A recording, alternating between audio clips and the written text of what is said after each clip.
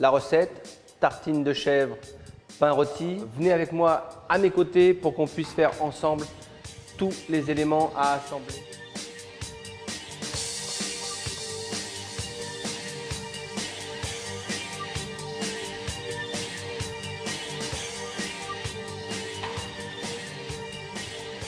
Tartine, ça commence par le pain.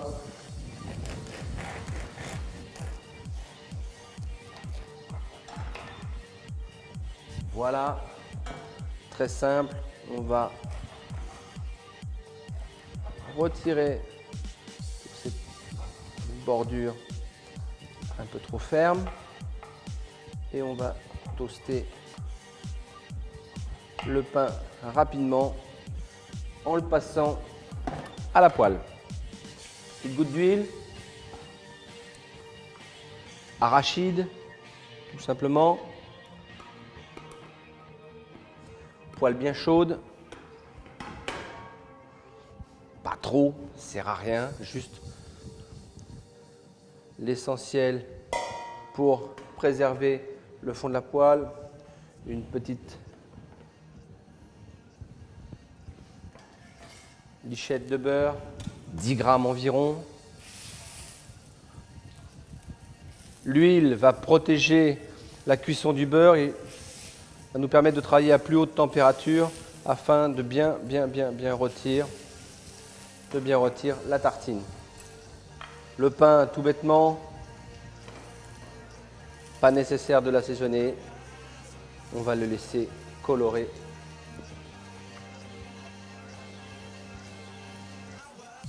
Assez rapidement, pas trop parce qu'on veut laisser un peu de moelleux. On travaille façon pain perdu. On est sur une recette qui va nous prendre environ 10 minutes. Hein. Donc pour 4 copains, 4 tranches de pain, 250 g de fromage de chèvre pressé. Jusque là, rien de très compliqué. La roquette, les pistaches que nous allons torréfier. Le miel qui va ramener un petit goût sucré parce qu'on a quand même goûté un vin extrêmement sympathique. Je garde cette huile et ce beurre qui n'a pas brûlé afin de torréfier un petit peu mes pistaches. On va augmenter un petit peu la source de chaleur. Vous allez voir, ça va aller très vite.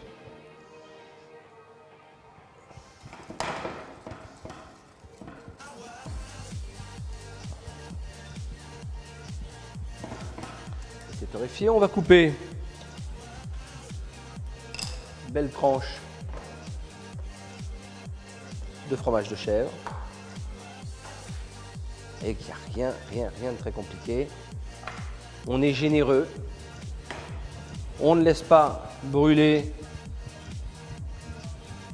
nos pistaches, juste torréfier. On va positionner sur le pain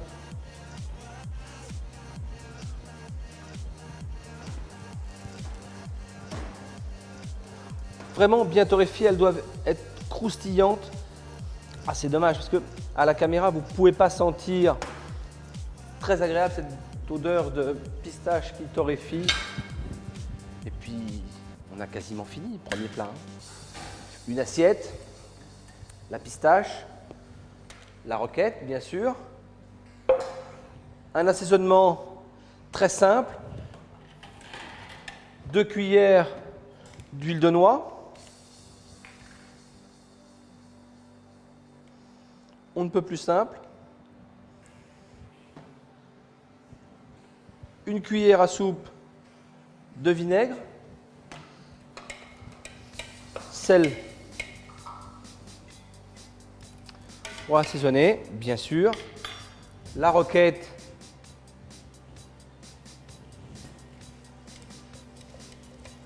Comme ceci, au dernier moment. Voilà, j'ai tous les ingrédients pour assembler cette petite entrée sympathique. Je replace ma tartine dans la poêle. Attention, on n'est pas trop à haute température. Je vais positionner mes pistaches comme ceci. voyez, très très très simple. Je vais remonter la température afin de me faire un petit jus caramélisé avec le miel. Puis l'affaire va être entendue. Une petite pointe de ciboulette parce qu'on aime bien ce petit goût d'oignon frais surtout, avec très peu, très peu, tout en subtilité. Le zen dans l'art de la tartine, c'est important. Tous ces petits condiments. Voilà, on part avec le miel, on augmente un peu la température, bien sûr. Ça y est, c'est parti, ça rissole. On va garder un petit peu, vous voyez, environ 3 à 4 grammes, histoire de caraméliser la tartine. On est là aussi sur un jeu, vous voyez, mon caramel est fait. On est dans la caramélisation. On va arroser tout cela.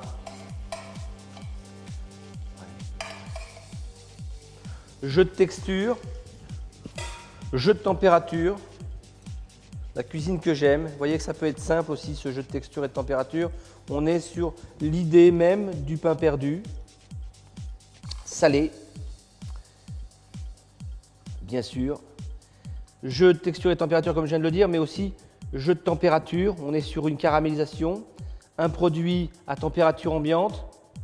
Et puis on va finir par un produit très frais, très très frais. Petite salade de roquette. On va venir poser comme ça, juste comme ça, sur notre plat. Allez, on a mis quoi? On a mis 5-6 minutes pour faire plaisir à ses copains. Il n'y a aucun souci.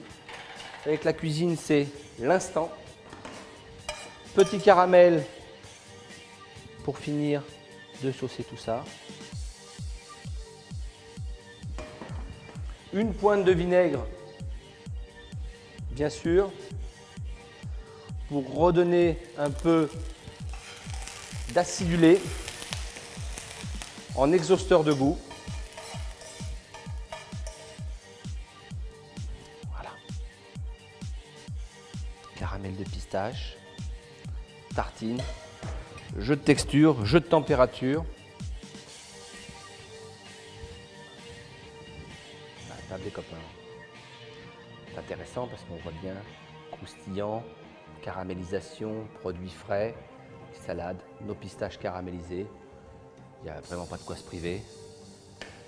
À peine 10 minutes et on touche déjà le plaisir.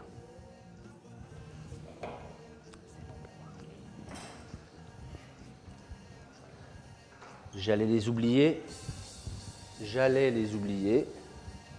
Une pointe de ciboulette bien fraîche.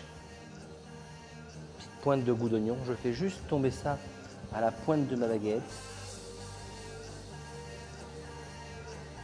Comme un assaisonnement.